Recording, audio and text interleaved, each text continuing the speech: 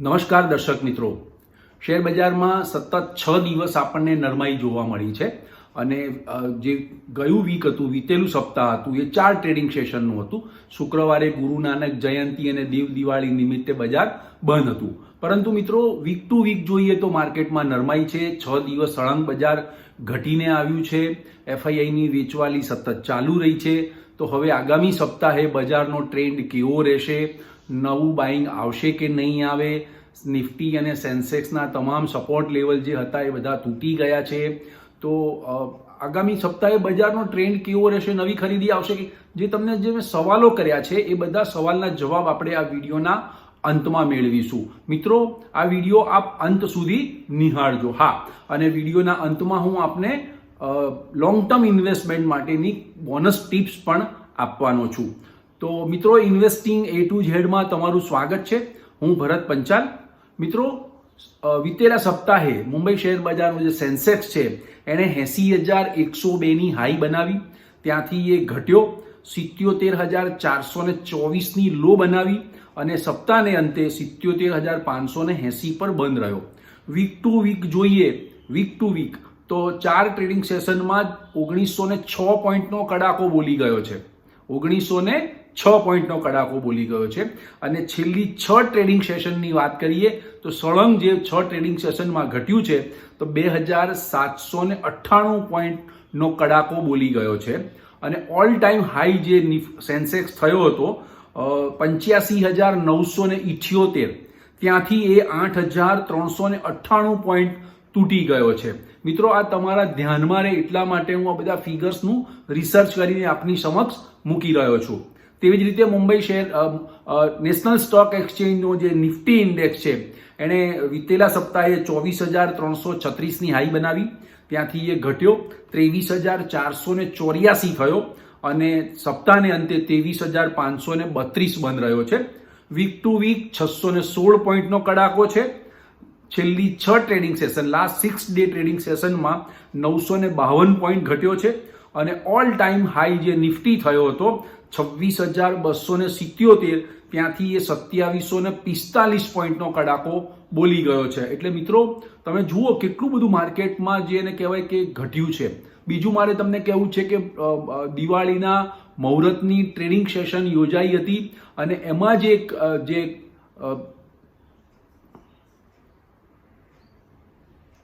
દિવાળીના મુહૂર્તની trading session યોજાઈ હતી મિત્રો. એમાં મુહૂર્તની ટ્રેડિંગ કેન મંદીમાં પડી છે એવો સ્પષ્ટ સંકેત આપણે આ વિડીયોમાં આપ્યો હતો. અને એની પહેલાના વિડીયોમાં મેં મુહૂર્તની ટ્રેડિંગ સેશન, મુહૂર્તની ટ્રેડિંગ કેન કેવી રીતે કામ કરે છે એ આખું વિડીયોમાં આપને સમજાવ્યું હતું. તે જ રીતે મુહૂર્તની ટ્રેડિંગની કેન જે છે, મુહૂર્ત ટ્રેડિંગ સેશનની જે કેન પડી હતી એ સંપૂર્ણપણે મંદીમાં પડી છે. તમે જુઓ, 80,000નો ઇન્ડેક્સ આજે 77,000 થઈ ગયો છે. પેલો 25,000 હતો આજુબાજુ, એ 23,532 આવી ગયો છે. એટલે મુહૂર્તની ટ્રેડિંગ સેશન એકદમ જેને કહેવાય કે પરફેક્ટલી ચાલી રહી છે. મિત્રો, મારે તમને એ કહેવું છે કે અત્યારે ટૂંકા ગાળાનો જે ટ્રેન્ડ છે એ નરમાઈ તરફી રહેવાનો છે. દરેક ઉછાળા આવશે, બાઉન્સ બેક થશે માર્કેટ, તો પણ એ ઉછાળા ઉભરા જેવા જ રહેશે. પરંતુ જે બજાર ઘટ્યું છે તેની પાછળના મુખ્ય કારણો ઉપર એક થોડીક નજર કરી લઈએ. આપણે દરરોજ ચર્ચા તો કરીએ છીએ, પણ તેમ છતાં પણ મારે આજે થોડું એનાલિસિસ સાથે આપને સમજાવવું છે. એક તો ડોલર ઇન્ડેક્સ જે છે, ડોલર ઇન્ડેક્સ એ 96-97 ડોલર ઇન્ડેક્સ હતો, આજે એ 106.66 પહોંચી ગયો છે. એટલે ડોલર ઇન્ડેક્સ મજબૂત થયો છે. એટલે એફઆઈઆઈની વેચવાલી બજાર ઉપર આવી છે અને માર્કેટ ઘટ્યું છે. બીજું કારણ એફઆઈઆઈનું સેલિંગ, જે તો તમને ખબર જ છે કે ઓક્ટોબર મહિનામાં 1,14,000 કરોડથી વધુનું એને શેરો વેચ્યા છે. અને નવેમ્બરમાં પણ એ સતત ચાલુ જ રહ્યું છે પ્રક્રિયા, સતત પ્રક્રિયા ચાલુ છે એફઆઈઆઈની સેલિંગ. અને ત્રીજું કારણ ક્વાર્ટર 2ના જે અર્નિંગ્સ છે એ નબળા આવ્યા છે, બજારની ધારણા કરતાં થોડા ઓછા આવ્યા છે. પણ મિત્રો, આ એક સ્લોડાઉનની સાયકલ છે કે ક્વાર્ટર 2ના પરિણામ સારા આવે તો ક્વાર્ટર 3ના નબળા પણ આવે, ક્વાર્ટર 4ના પણ નબળા આવે. ઇકોનોમિક સાયકલ છે. પણ હું તમને કહી રહ્યો છું કે સ્લો ડાઉનનો ડર રાખવો નહીં. સારી કંપનીના જે રિઝલ્ટ, ક્વાર્ટર 2ના જે કંપનીઓના અર્નિંગ સારા આવ્યા છે એમાં તો તમે ઇન્વેસ્ટમેન્ટ કરી શકો છો. ક્વાર્ટર 2ના અર્નિંગ જોઈને એફઆઈઆઈ ભલે વેચતી હોય, પણ આ જ એફઆઈઆઈને નવેસરથી લેવા આવવાનું જ છે. એટલે સ્લો ડાઉનનો ડર છે. એટલે ડિમાન્ડ થોડી ઘટી છે. દરેક દુનિયાના તમામ દેશોમાં ડિમાન્ડ ઘટી છે અને સ્લો ડાઉન થોડું બધા દેશોમાં જોવા મળી રહ્યું છે. તે ભારતને પણ જોવા મળી રહ્યું છે. ચોથું કારણ મોંઘવારી વધી છે. હમણાં રિટેલ ફુગાવાનો જે દર જાહેર થયો એ 14 મહિનાની હાઈ ઉપર આવ્યો. જથ્થાબંધ ફુગાવાનો દર જાહેર થયો એ 4 મહિનાની ઊંચી સપાટીએ આવ્યો. એટલે આ બધા જે કારણો આવ્યા એને કારણે બજારમાં આપણને નરમાઈ તરફી ટ્રેન્ડ જોવા મળ્યો છે. મિત્રો, અમેરિકાના પ્રેસિડેન્ટ પદે ડોનાલ્ડ ટ્રમ્પની જીત થઈ છે એ તો નિશ્ચિત વાત થઈ છે. 20 જાન્યુઆરીએ એ શપથ ગ્રહણ કરવાના છે. પરંતુ ડોનાલ્ડ ટ્રમ્પ આવ્યા પછી શું થશે? તો ચીનની જે વસ્તુઓ જે આયાત થઈ રહી છે એના ઉપર એ 60% સુધીનો ટેરિફ લગાવી શકે છે. આ લગાવી શકે છે, ન પણ લગાવે, પણ આ એક શક્યતાઓ હું જોઈ રહ્યો છું.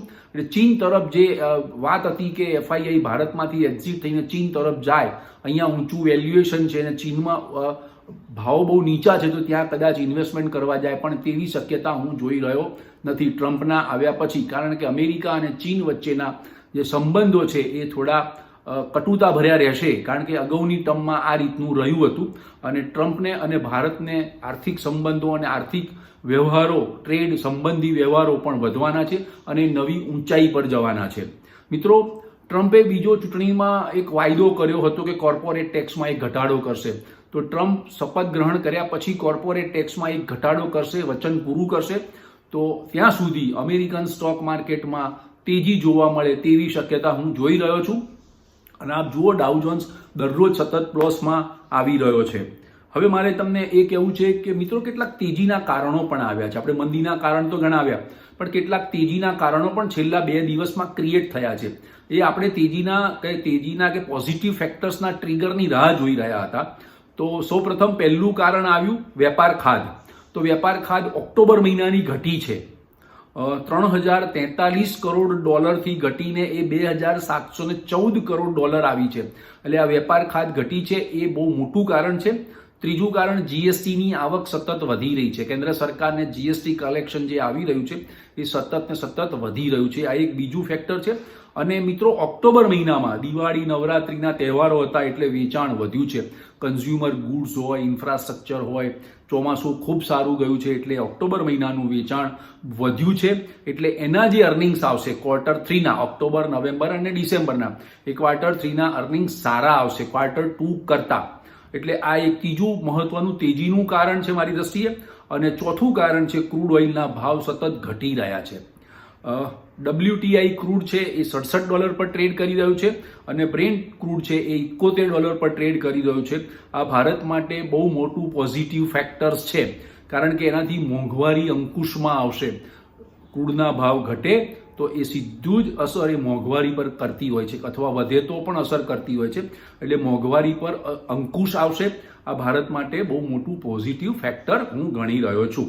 હા, બીજું, આરબીઆઈની ઉપર વ્યાજ દર ઘટાડવાનું પ્રેશર છે, કારણ કે અમેરિકાની ફેડરલ રિઝર્વે 75 બેઝિસ પોઈન્ટનો રેટ કટ કર્યો, યુરોપિયન સેન્ટ્રલ બેન્કોએ કર્યો, ચાઇના બેન્કોએ કર્યો.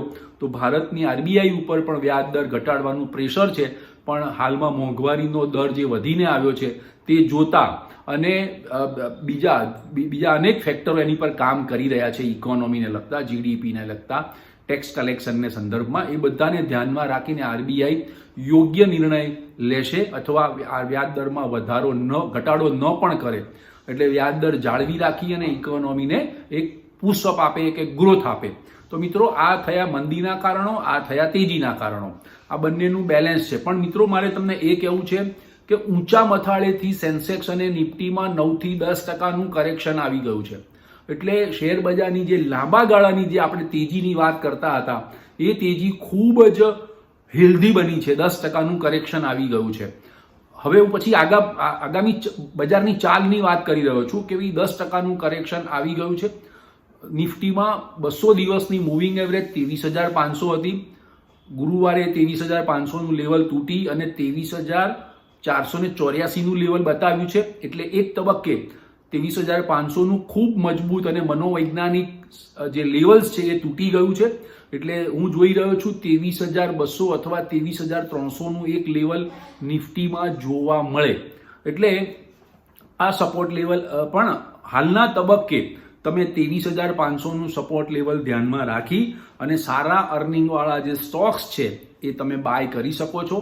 ફંડામેન્ટલી સારા સ્ટોક હોય એ લોંગ ટર્મ માટે બાય કરજો, અથવા તમે ખરીદી કરી હોય તો ડરતા નહીં, ગભરાતા નહીં, કારણ કે લોંગ ટર્મમાં બજારમાં તેજી જ થવાની છે. આ જ એફઆઈઆઈને ફરીથી ઇન્વેસ્ટમેન્ટ કરવા આવવાનું જ છે અને એની સામે ભારતીય ઇન્સ્ટિટ્યુશન્સ, મ્યુચ્યુઅલ ફંડ માં એસઆઈપી દ્વારા ઘણું નાણું આવી રહ્યું છે, ઘણી બધી લિક્વિડિટી આવી રહી છે અને જે એફઆઈઆઈ વેચી રહી છે તેની સામે ભારતીય ઇન્સ્ટિટ્યુશન ખરીદી કરી રહી છે.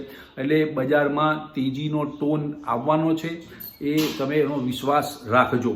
પણ મિત્રો, મારે તમને એ કહેવું છે કે ઓવર ટ્રેડ નહીં કરવું, એફએન્ડો નહીં કરવું. આ 2 બોનસ ટિપ્સ સાથે સાથે હું આપતો જઉં છું અને સાથે સાથે હું એમ કહીશ કે 5 વર્ષ કે 4 વર્ષના લોંગ ટર્મ વિઝનથી તમે ફિનાન્શિયલ સેક્ટરના સ્ટોક બાય કરી શકો છો, આઈટી અને ટેકનોલોજી સ્ટોક બાય કરી શકો છો, બેંક સ્ટોક બાય કરી શકો છો, કારણ કે તેજી આવે કોઈ પણ ઇકોનોમીમાં તો બેંક સાથે સંકળાયેલી હોય છે.